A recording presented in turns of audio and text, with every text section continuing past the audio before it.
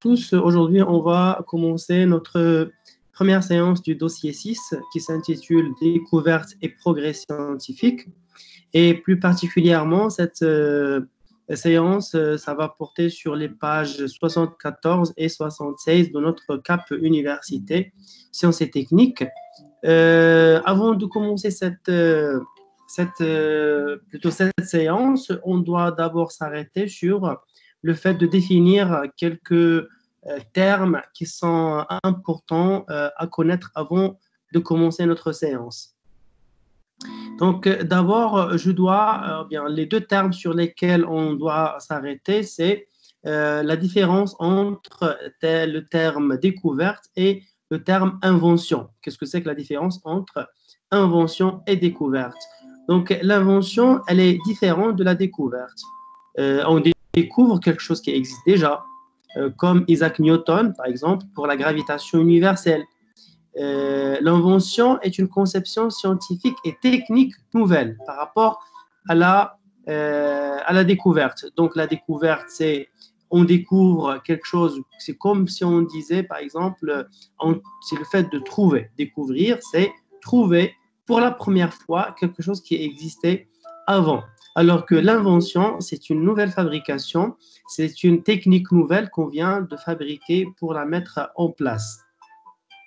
Donc, l'histoire montre par ailleurs que la découverte de lois physiques est à l'origine de multiples inventions.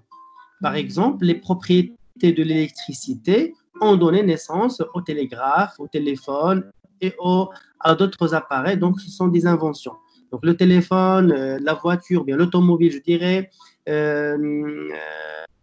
les machines qu'on trouve à la maison, tout ça, ce sont des inventions. Alors que les découvertes, quand on parle de la découverte, c'est le fait de trouver quelque chose qui a toujours existé, mais pour la trouver pour la première fois. Donc maintenant, je vous ai expliqué d'abord la différence entre découverte et invention, puisque notre dossier, ça porte sur les découvertes et le progrès scientifique. Je vais vous partager mon écran. Voilà. Voilà. Oh.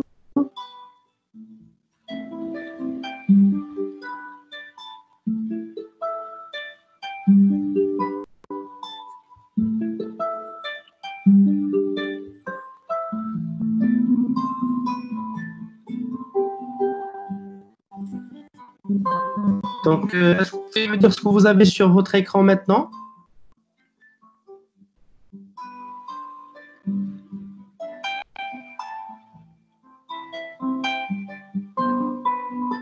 Chers étudiants, est-ce que vous pouvez me dire ce que vous avez, ce qui est partagé sur vos écrans maintenant? Professeur, les étudiants Pardon? Professeur, les personnes qui rejoindre le rayon. Pardon, je n'ai pas bien entendu. Professeur YouTube. Non, maintenant, attendez. Maintenant, qu'est-ce que vous avez sur votre écran? Professeur, les étudiants. Pardon? Les étudiants. Peut-être qu'il y a un petit décalage de connexion. Vous allez par la suite voir, je pense, un PPT sur lequel il y a cours de terminologie SVI S2, module 14. Vous le voyez déjà, pas encore? Pas encore, professeur.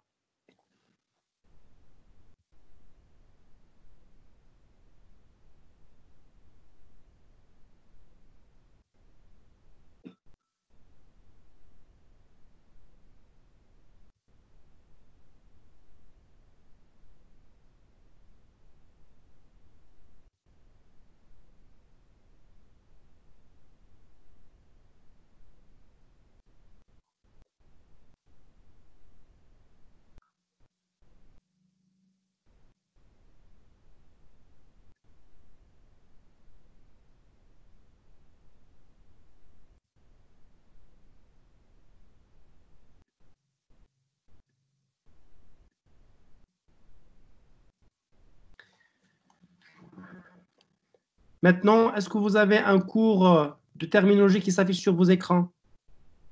Oui, monsieur, c'est affiché. Oui, D'accord. professeur.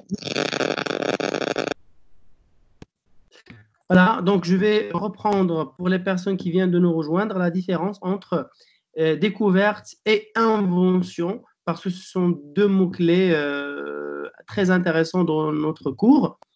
Je reviens à dire qu'une découverte, c'est découvrir quelque chose, c'est trouver pour la première fois quelque chose qui a existé dans la nature.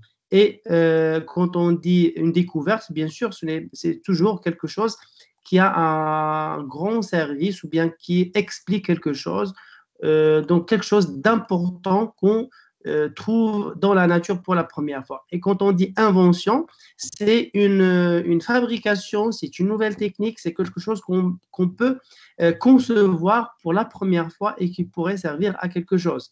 Si on dit par exemple le téléphone, l'Internet, l'ordinateur, l'imprimante, les machines électroménagères, etc. Ce sont des inventions et non pas des découvertes. Quand on dit par exemple la gravitation, quand on dit par exemple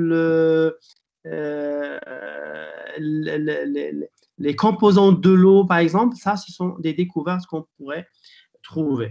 Alors, donc je vais passer directement un texte qu'on va lire d'abord ensemble. Comme vous pouvez le voir, vous avez un texte devant vous. Pourquoi les corps flottent-ils? C'est ça?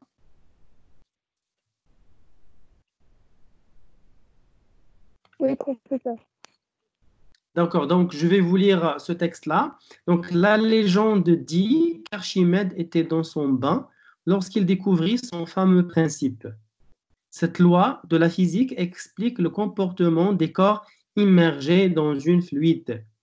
Un corps plongé dans l'eau subit des forces de pression, phénomène appelé poussée. Il s'agit d'une force exercée vers le haut d'intensité égale au poids du liquide déplacé.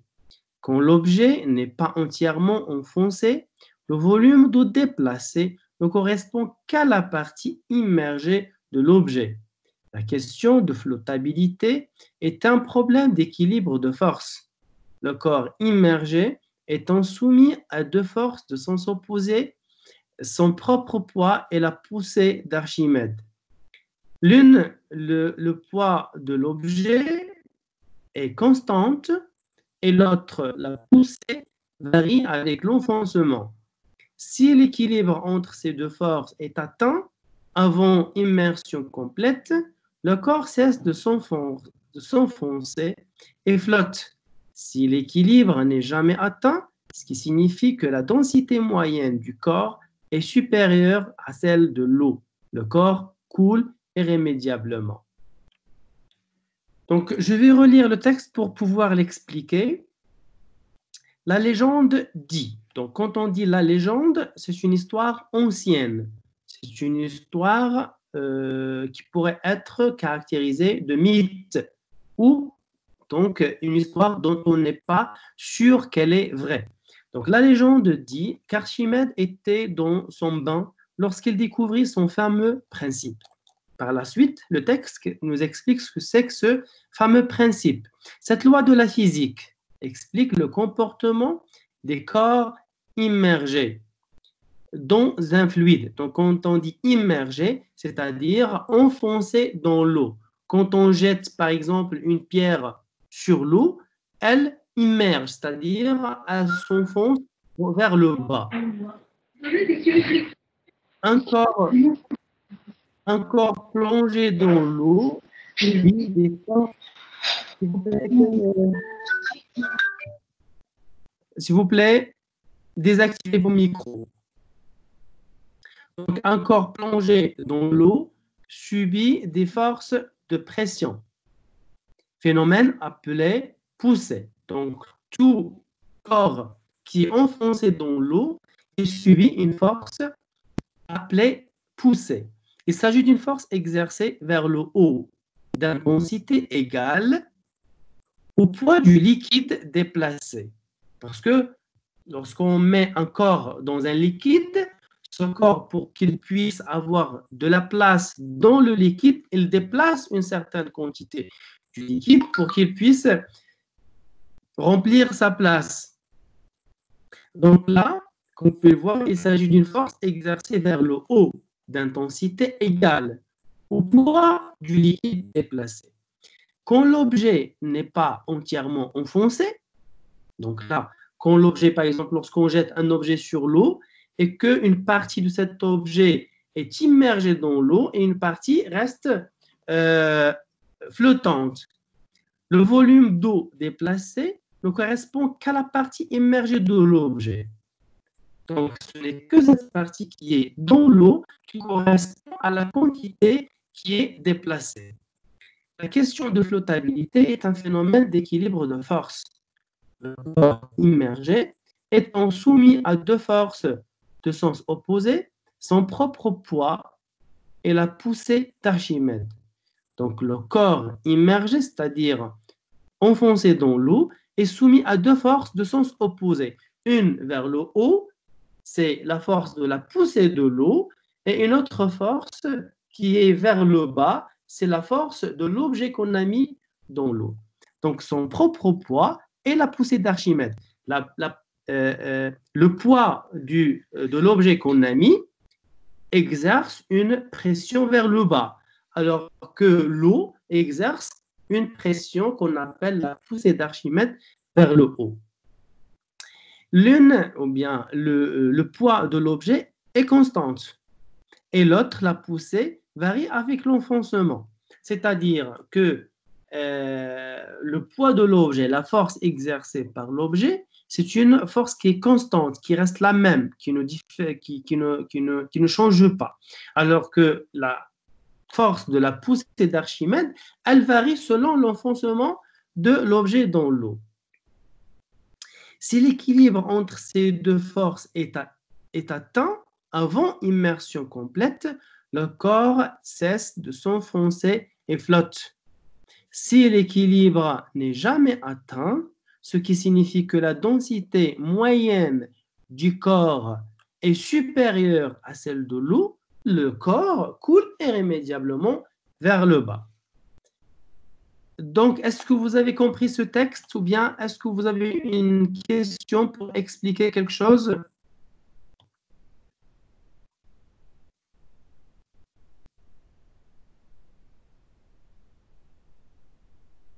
Non, professeur, c'est clair. Claire, très bien, merci. Donc, on passe directement aux questions. Si quelqu'un d'autre a une question, il peut intervenir. Donc, on a première question et deuxième question. Comment s'appelle le principe dont il est question dans ce texte-là?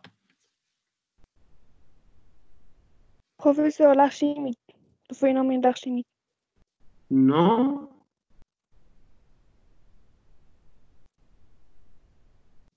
C'est le phénomène de la poussée d'Archimède.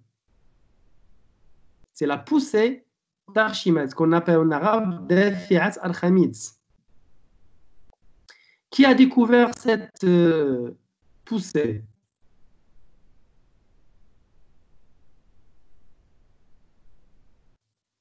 Qui a découvert cette poussée d'Archimède? Déjà, la réponse est dans la question.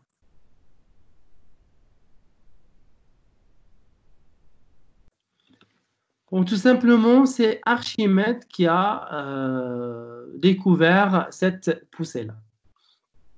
La question 2, est-on sûr de la manière dont il a été découvert, ce phénomène? Justifiez votre réponse par une phrase du texte. Est-ce qu'on est sûr que c'est Archimède qui a découvert cette poussée? Oui ou non? Non, professeur. Bien sûr, on n'est pas sûr. Quelle est la phrase qui montre, ou bien qui justifie qu'on n'est pas sûr? Professeur, elle était une histoire ancienne, pas légende. Voilà, une légende. C'est la légende qui raconte. On n'est pas vraiment sûr, c'est-à-dire on n'a pas d'écrit officiel qui nous indique que c'est Archimède qui a découvert ce phénomène-là. Donc, ici, on va cocher là où les bonnes réponses. Un corps immergé dans un fluide flotte quand sa densité est supérieure à celle de l'eau déplacée, est égale à celle de l'eau déplacée, ou bien elle est inférieure à celle de l'eau déplacée. Première, deuxième, troisième réponse. Quand on dit un corps immergé dans un fluide, c'est-à-dire un corps donc supérieur à celle de l'eau. non, attendez. Un corps immergé dans un fluide flotte. C'est-à-dire flotte. Il reste sur l'eau.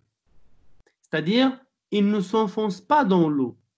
Quand est-ce qu'un corps qu'on met sur l'eau reste flottant?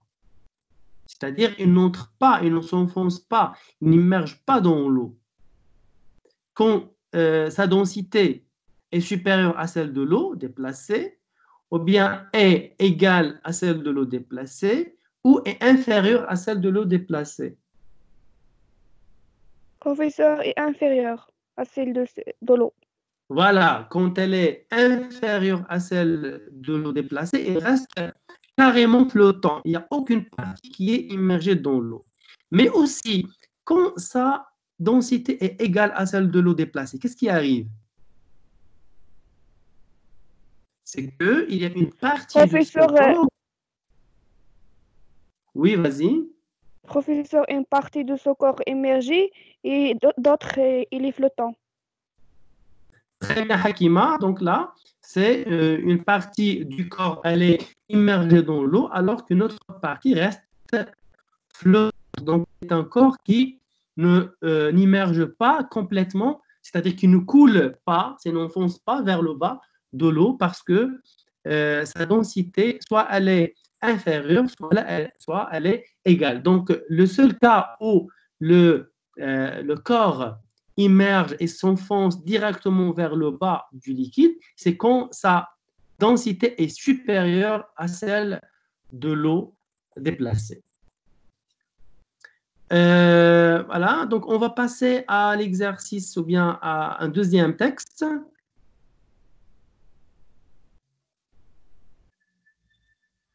Pourquoi les corps tombent-ils? Parce qu'ils sont attirés par la Terre. C'est la manifestation la plus familière de la force de gravitation, l'une des forces fondamentales à l'œuvre dans l'univers. Quand elle est exercée par la Terre, cette force attractive est souvent appelée gravité ou pesanteur. On doit à Galilée la première théorie physique de la chute des corps. Il a montré que si l'on fait abstraction de la résistance de l'air, tous les corps lourds et légers tombent vers le sol avec une même accélération, environ 9,8 mètres par seconde carrée. Seule l'application d'une force peut modifier l'état de mouvement d'un corps en l'absence de force.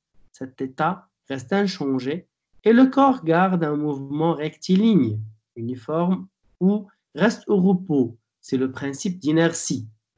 Donc là, je vais relire le texte pour pouvoir l'expliquer.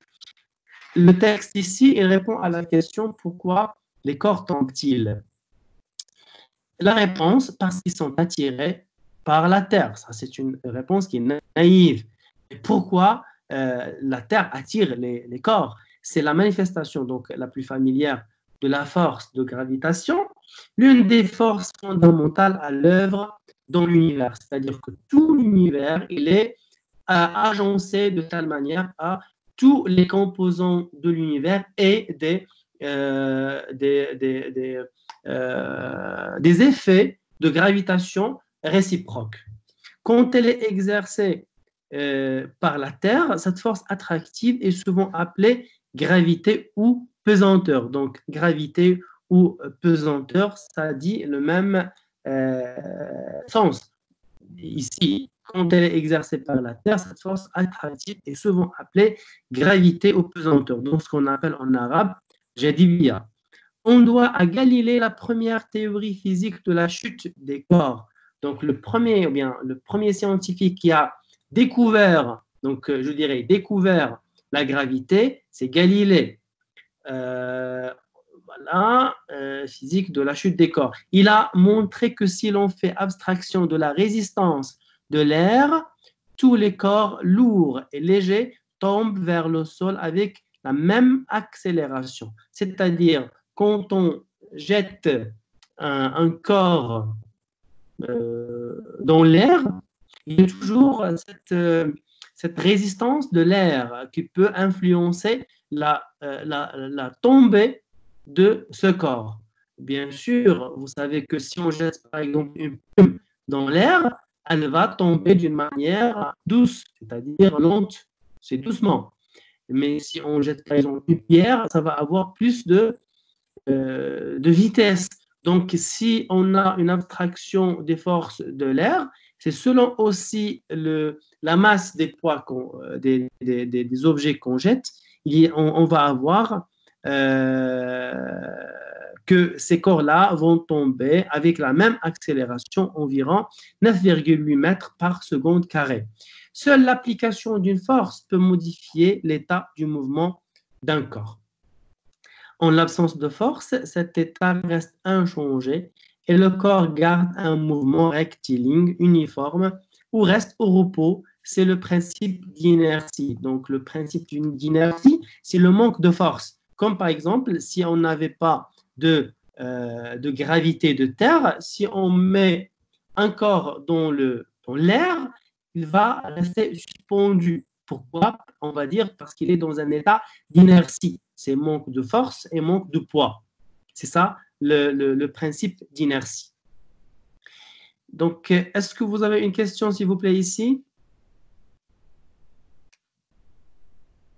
Non, professeur. Non, c'est clair. D'accord. Donc là, c'est exactement en question.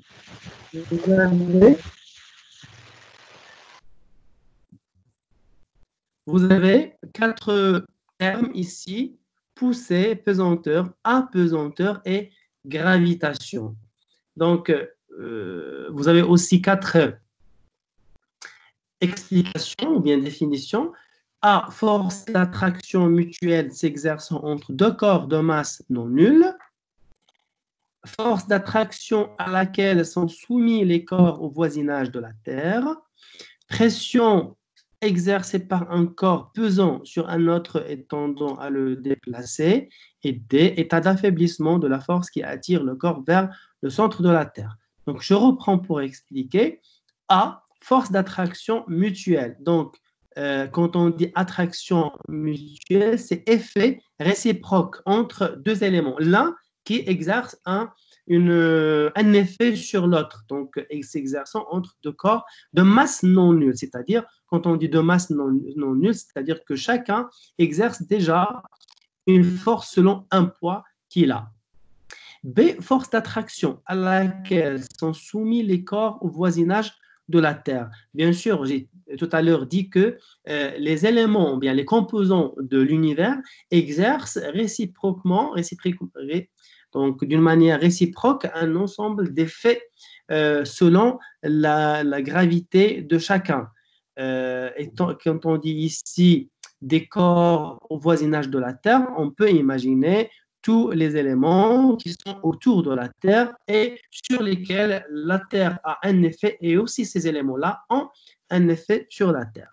Puis c'est pression exercée par un corps pesant sur un autre et tendant à le déplacer. Ici, c'est une pression, et qui dit pression, c'est un effet exercé par un corps pesant, et quand on dit pesant, qui a une masse sur un autre et tendant à le déplacer. Donc là, c'est comme par exemple quand on a un corps qui a une influence sur un autre corps et qui selon cette influence, selon cet effet, il peut le déplacer. Et des états d'affaiblissement de la force. Donc, quand on dit affaiblissement de la force, c'est-à-dire un manque de force qui attire les corps vers le centre de la Terre. Donc, ici, on parle d'un état d'affaiblissement. Quand on parle d'un état d'affaiblissement, c'est comme l'être humain. Un être humain en état d'affaiblissement, c'est un être humain qui n'a pas de force, qui ne peut avoir un effet sur un autre corps. Donc, si on est trop faible, on peut même pas, par exemple, déplacer un objet. Donc, dans le domaine, ou bien dans le domaine scientifique, et surtout en matière, en physique, et un état d'affaiblissement d'un corps, c'est un état où on n'a pas un effet sur, ou bien on n'a pas de force à exercer sur un autre corps. Donc, ici, on a un. Ça vous dit quoi, un? Donc, la poussée, c'est pour quelle définition? A, B, C ou D? C. Très bien. Donc, C, c'est une pression. La poussée, c'est une pression exercée par un corps pesant sur un autre et tendant à le déplacer. Très bien. Euh, Pesanteur de...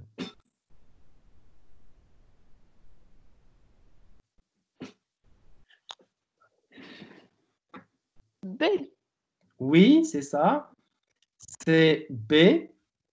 Force d'attraction à laquelle sont soumis les corps au voisinage de la Terre. Ensuite, A, pesanteur.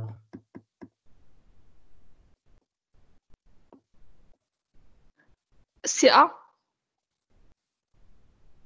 Non, regardez, apesanteur, c'est le contraire de pesanteur. Si pesanteur, c'est une force d'attraction, donc le contraire, apesanteur, c'est un état d'affaiblissement, un manque de D. Professeur force. D. C'est D, c'est un manque de force. Et pour la gravitation, donc ça reste A, c'est une force d'attraction mutuelle s'exerçant entre deux corps de masse non nulle. Donc par la suite, on a 1 C, 2 B, 3 D et 4 A. Donc vous aurez la correction des exercices vers la fin. Voilà, donc par la suite, on va passer à quelques exercices ici. Monsieur, Oui, la question 3, il ne fait pas. donc la question 3, c'est une question qui porte sur un exercice de prise de parole en public. Voilà, c'est rédiger une courte présentation. 3, vous avez dit 3. Oui. Ah, pardon, oui, oui, vous avez raison. Quel phénomène pousse tout corps à tomber?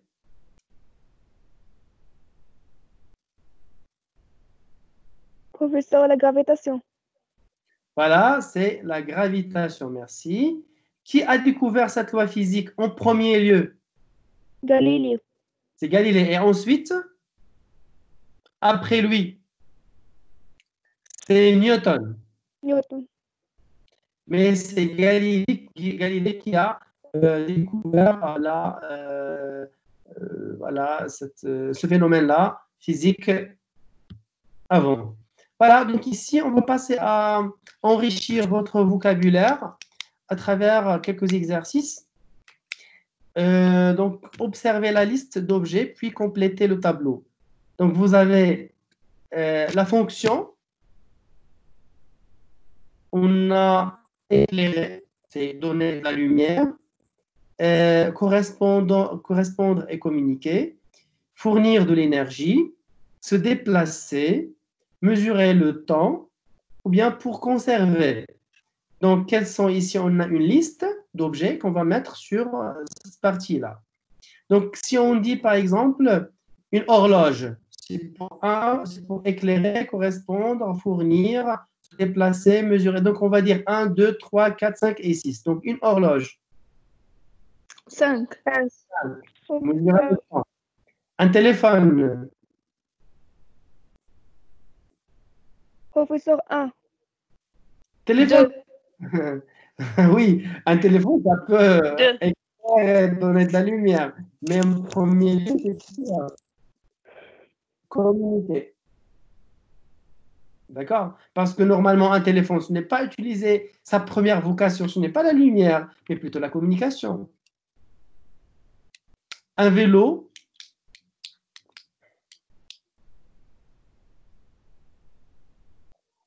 Professeur se déplacer.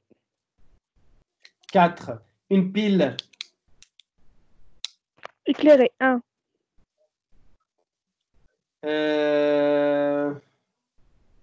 Non. Une pile, non. Ce n'est Trois. pas pour Trois. éclairer. Fournir de l'énergie. Oui, c'est 3. Un lampadaire. Lampadaire, Un. ça vient de lampe.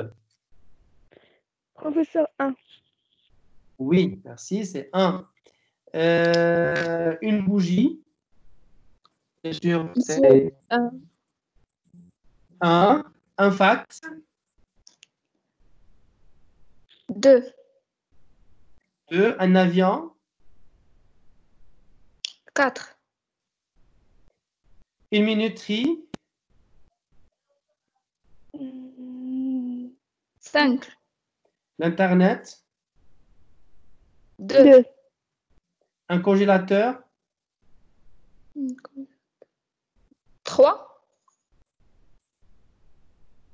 Congélateur. Non. C'est pour Quatre. conserver.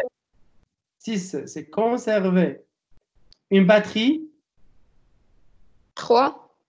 Bien sûr, c'est 3. C'est comme la pile. Un chronomètre. 5. 5. 5. Un tramway. 4. 4. 4. Une torche.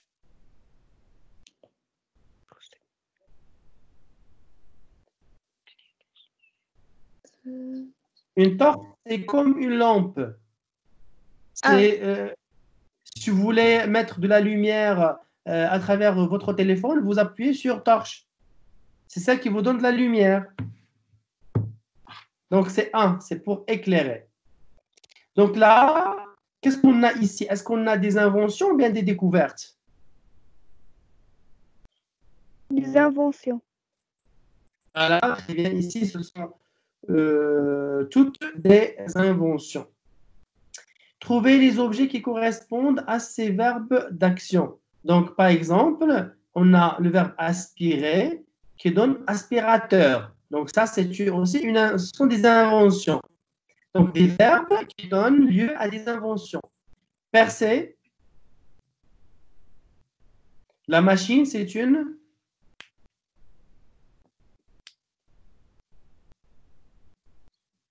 perceuse. C'est une perceuse qui peut mettre, par exemple, qu'on peut utiliser pour faire des trous dans le mur. Frire.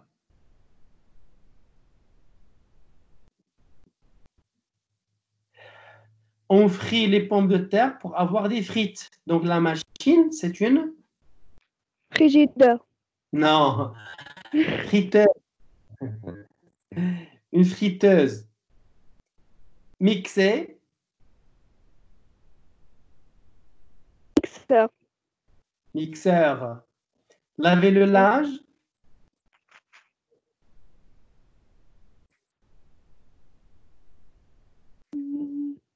La machine qui lave le linge.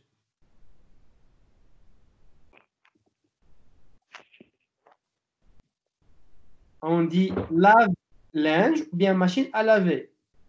Bah, vous le connaissez, je pense. Sécher. Les filles, vous l'utilisez. C'est un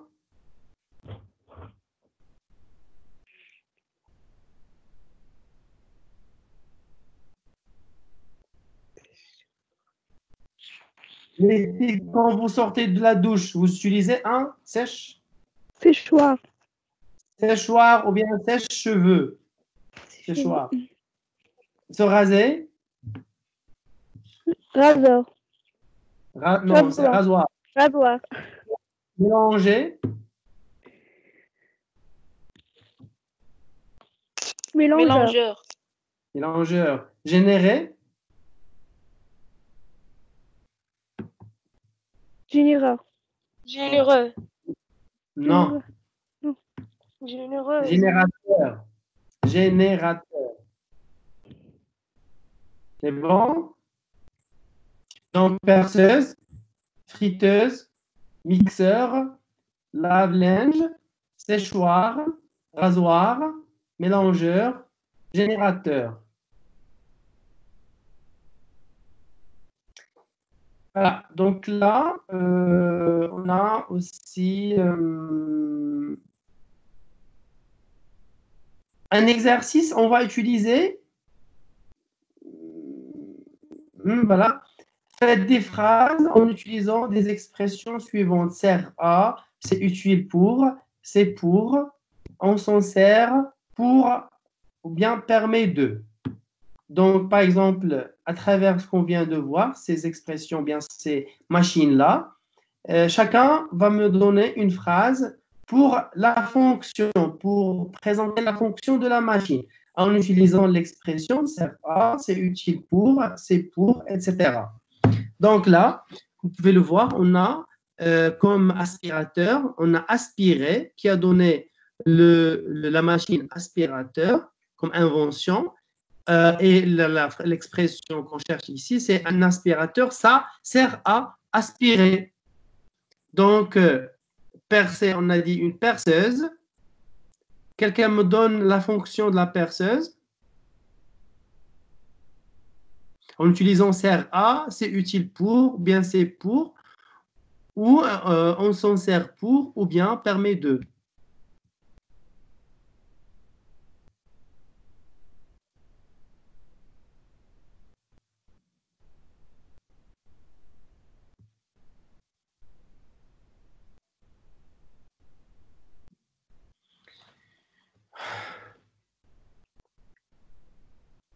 Une perceuse, ça sert, ou bien c'est utile pour faire des trous sur les murs.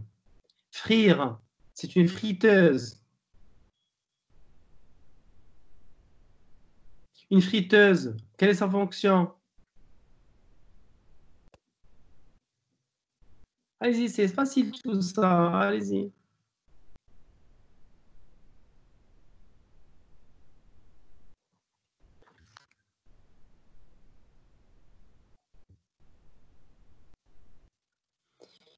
Une friteuse, ça sert, ou bien c'est pour faire des frites.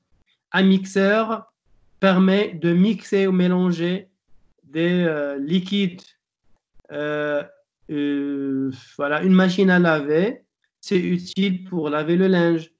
Un séchoir, c'est utile aussi pour sécher les cheveux. Un rasoir sert à se raser. Un mélangeur, c'est utile pour mélanger, tout simplement. Voilà. Je passe à l'exercice 3. Concentrez-vous, s'il vous plaît, avec cet exercice-là. Retrouvez l'objet dont il est question en vous aidant des indications entre parenthèses et les préfixes suivants. On a auto, anti, micro, télé et para. Désigne un composé chimique qui sert à baisser la température de congélation de l'eau. Gel. Donc ici, on a des préfixes à mettre avant gel. Qu'est-ce qu'on va mettre? Autogel, antigel, microgel, télégel, paragel. Antigel. Voilà, antigel, c'est un composé chimique qui sert à baisser la température de congélation de l'eau. C'est comme, par exemple, le liquide qu'on met dans le circuit de l'eau des voitures. C'est un composé chimique qui ne se gèle pas quand il fait trop froid ou bien quand la température est en bas de 0 degré. Donc, c'est anti-gel. De véhicules terrestres légers à roues propulsés par un moteur embarqué dans le véhicule. Mobile, donc c'est Télé. Automobile. Automobile. automobile. Système de protection des composants sensibles qui protège contre les chutes et les vibrations.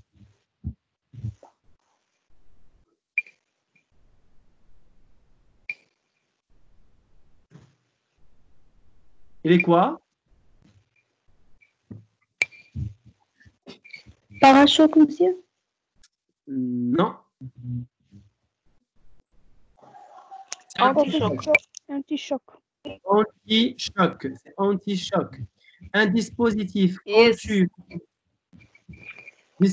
4. Un dispositif conçu pour protéger contre la foudre. On a ici tonnerre.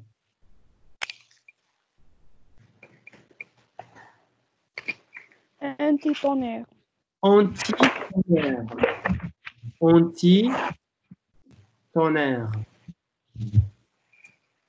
Rainure très fine à la surface d'un disque sciant. Une rainure très fine à la surface d'un disque. C'est une... Ben, c'est un très petit. Un très petit. Voilà. Micro-sillon. Dispositif servant à en manipuler un autre à distance par câble, infrarouge ou onde radio. Commande. Télécommande. Donc là, ce qu'on a à comprendre de cette terminologie, antigel, automobile, anti-choc, anti-tonnerre, micro-sillon ou bien télécommande, c'est qu'il y a des verbes ou bien des mots qui ont pu donner lieu à des inventions. D'accord? Parce que l'automobile, c'est une invention. L'anti-choc, c'est une invention. Ainsi de suite. Donc, la télécommande, c'est la même chose. Donc, on a ici un tableau qu'on va travailler. Donc, voilà, c'est notre dernier exercice. Voilà, donc, électrique ou à gaz, muni de plaques et d'un four. La catégorie, donc, sa fonction d'abord, ça sert à la cuisson des aliments. C'est quoi? Non.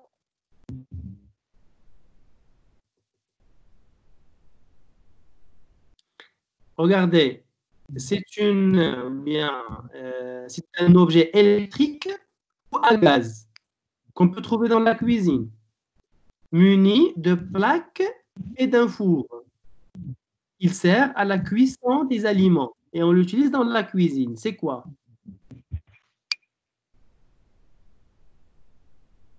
C'est une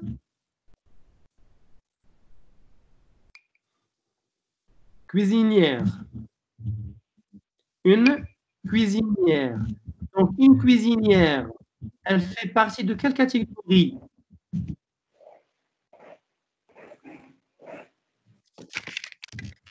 Elle fait partie de quelle catégorie? C'est la catégorie de l'électroménager. Toute invention appartient à une catégorie. Imagerie médicale. Quand on dit imagerie médicale, la description, c'est un dispositif qui permet d'avoir des images internes du corps. Donc, il sert à découvrir les anomalies sur un ensemble d'organes du corps. C'est quoi? C'est bien sûr le scanner. On a encore une machine et une invention qui fait partie de la catégorie de l'électroménager. Un procédé de cuisson par ondes électromagnétiques. C'est quoi cette machine qu'on trouve dans la cuisine aussi et qui permet la cuisson par les ondes électromagnétiques?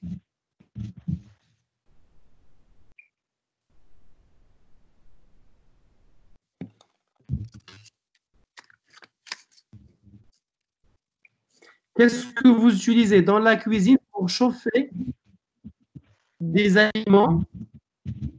Et c'est un appareil électrique qui fonctionne avec un procédé à ondes électromagnétiques. C'est le micro. Le micro-ondes. D'accord, Kenza, c'est le micro-ondes. Donc, sa fonction, c'est pour chauffer les aliments. un objet ou bien une invention qui fait partie de la catégorie des transports pour assurer le transport en commun dans les grandes villes et permet d'économiser de l'énergie. Ça se trouve sur Casa et Rabat maintenant au Maroc. Tramway. Tramway. Donc, la description, c'est un dispositif qui fonctionne à l'aide de l'énergie électrique qui peut transporter des personnes. Donc, ici, on a la catégorie bureautique. On a la machine et l'invention ordinateur portable. Sa fonction, c'est quoi? Quelle est la fonction de l'ordinateur? Professeur, pour capter des informations. C'est le traitement automatique des informations. Le traitement automatique des informations. Voilà, sa description, c'est une machine qui permet le traitement automatique aussi des informations. Voilà, donc je vais vous présenter ici les réponses des questions sur lesquelles vous avez ce fichier que vous voyez là, vous allez le trouver sur votre équipe Teams, section B. Il convient de travailler. Vous le voyez déjà? Est-ce que vous voyez la correction de l'exercice? Pas encore. Qu'est-ce que vous avez sur votre écran maintenant?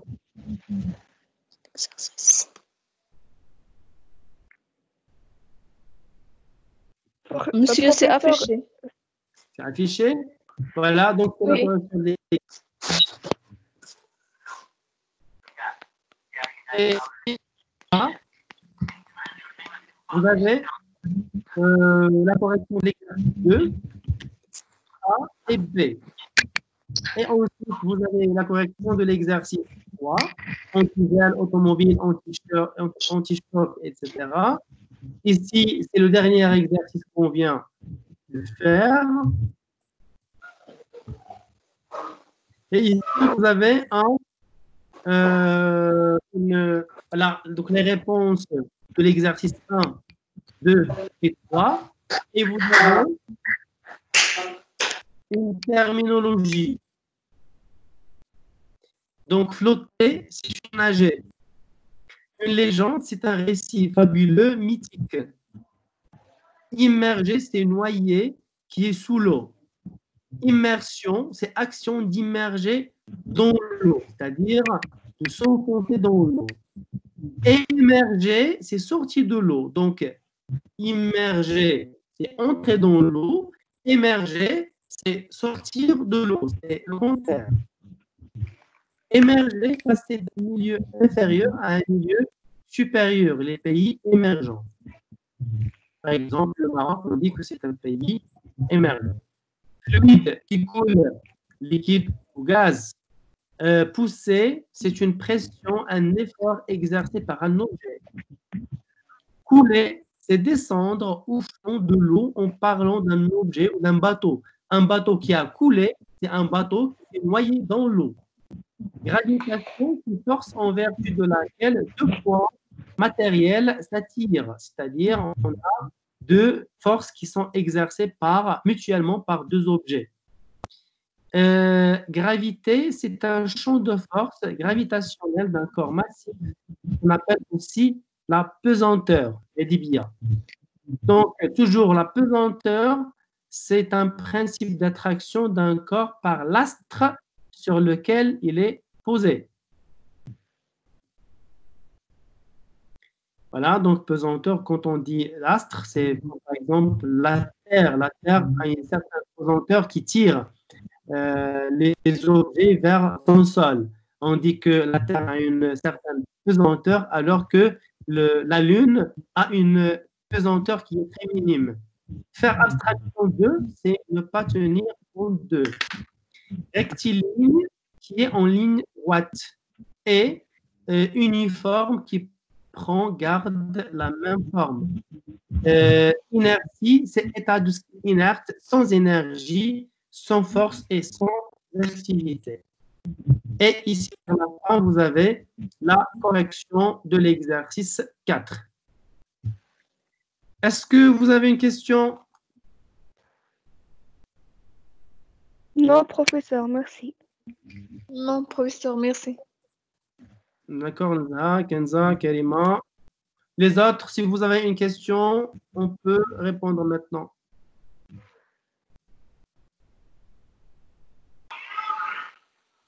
Non, professeur, c'est compris. Merci.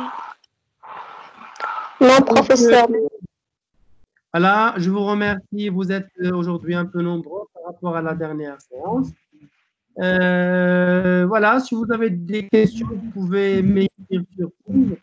La séance, elle est enregistrée. Vous pouvez la trouver aussi si vous voulez la revoir sur Stream.